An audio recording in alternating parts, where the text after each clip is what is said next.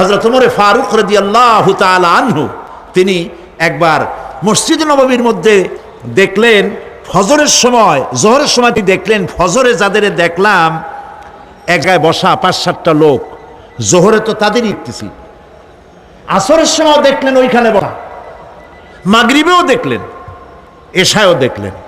এশার নামাজের পর তিনি প্রশ্ন করলেন, তোমরা কারা? বলল যে আমরা হলাম দূরের থেকে আসছি, মসজিদে নববী শ্রেষ্ঠ মসজিদ, এখানে বসে বসে আল্লাহর জিকির আজগার করি। তা আল্লাহর জিকির আজগার করো, নামাজ পড়ো, খাও কি? কাজে কিছু লোক আছে ওরা মেহেরবানি করে রান্না করে আনিয়া আমাদের খাওয়াইয়া যায়। হযরত ওমর ফারুক রাদিয়াল্লাহু তাআলা আনহু বললেন, তাহলে তো তোমার চাইতে, তোমার যে কয়জন এখানে বসে ইবাদত করো, তোমাদের চাইতে ওই ব্যক্তি অনেক উত্তম যে নিজে রুজি কামাই করে তোমাদের খাওয়ায় যায়, তোমরা তো অলস। শুনে রাখো, নামাজের সময় ছাড়া আগামীকাল এই জায়গায় যদি বসা দেখি, ব্যাট মারে বাইর করে দেবো মসজিদ নববী থেকে।